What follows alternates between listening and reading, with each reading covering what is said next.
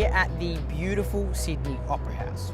When you think about this building, you might think of it as a place to see performances, but what you might not know about is its connection to nature. This building was built with nature as its inspiration.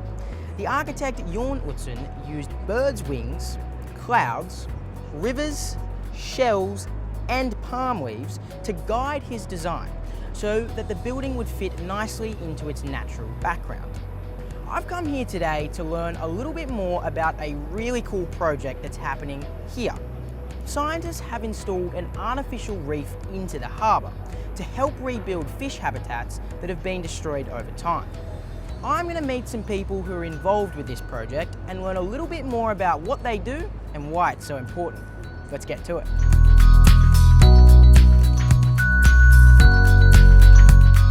Emma Bombonata, great to see you.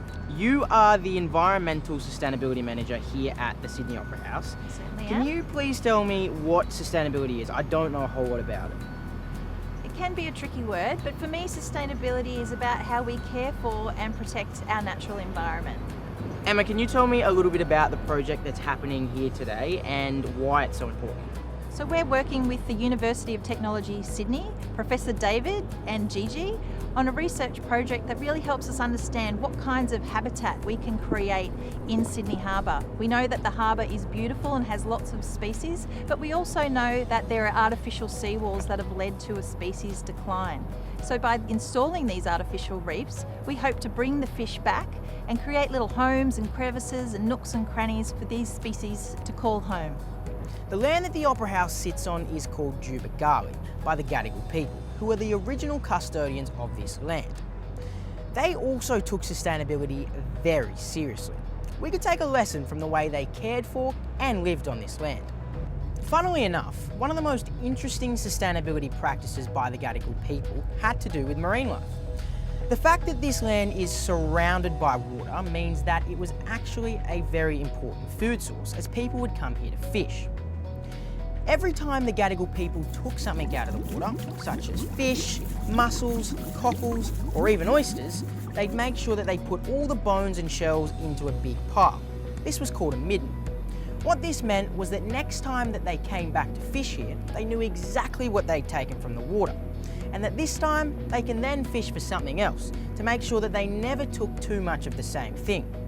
It's said that the architect actually referenced those middens in his design notes.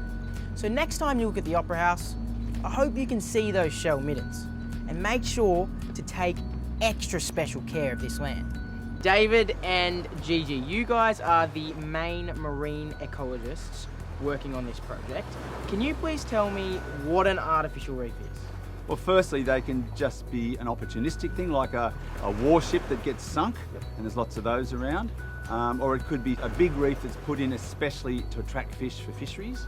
And in our case, a much smaller reef. And all of these have a real benefit, can have a real benefit in attracting fish, octopus, other invertebrates and things like that.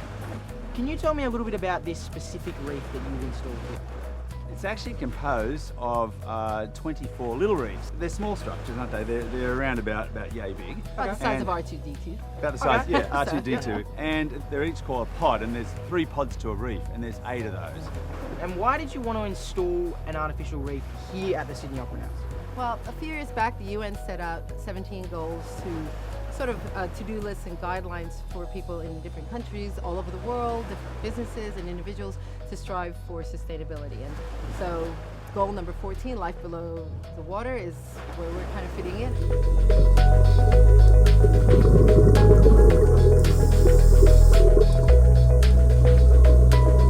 In Sydney Harbour, even though it's a beautiful harbour, very diverse, over 600 species of fish have been found here. It turns out that a lot of the edges of the harbour are composed of walls. The original habitat, which would have been lovely rocks and hiding places, isn't there. So by putting these reefs in, we hope to attract fish to settle and maybe reproduce, some of the ones that would have been here in the past. Now, is an artificial reef always a good idea? I think the answer to that's no. Okay. We have a lot of the change in the habitat. These walls here would not have been here 200 years ago. You would have got mangroves and reefs. I think that's okay. Do you agree? In this case, yeah. Yeah. But in places where there's natural habitat, I have some reservations about putting any artificial reefs. Yeah, okay. So enhance the environment where it's needed and then leave the environment to be itself if it doesn't need it. Correct. Yeah. What is the coolest critter you've seen working on this project? The gloomy octopus. Yeah, it's not that gloomy really. It's actually the Sydney octopus, and it's you know, it loves the structures we've put down, and we sometimes see them here, and they're very cool. So what do you guys hope comes out of this project? What's the overall outcome that you're looking for? Well, I think that a lot of people don't realize we have a wonderful habitat in our backyard, and so this will hopefully bring to light that we've got a pretty amazing, diverse harbour. Now Emma, my backyard is nowhere near as big and as beautiful as yours, but what can I do at home to make sure my backyard stays happy and healthy? There's simple things that you can do at home or at school. One of the things that's most important for me is to use less plastic. So we know that plastic that we use once and throw away is really harmful to marine species. So try and avoid plastic cups and spoons and straws and balloons, and try and look for better alternatives, because we know that if they end up on the ground, they go in the water. As scientists, we all realise that climate change is one of the biggest threats. What do you do as just one person? Well, be careful about your use of fuel, your travelling, and speak out, you know, and get involved. And I think young people are going to inherit all this, so they're the ones that are just going to have to really speak up and do the right thing. This reef is just one example of how the Sydney Opera House takes care of nature in its backyard. It's important to think about our impact on the environment and make sure that we're all doing our bit to look after the land that we're custodians of. What are you surrounded by right now? What natural environment is around where you live? From now on, I want you to think about the environment around your home and your school as your backyard, a place that you're in charge of looking after.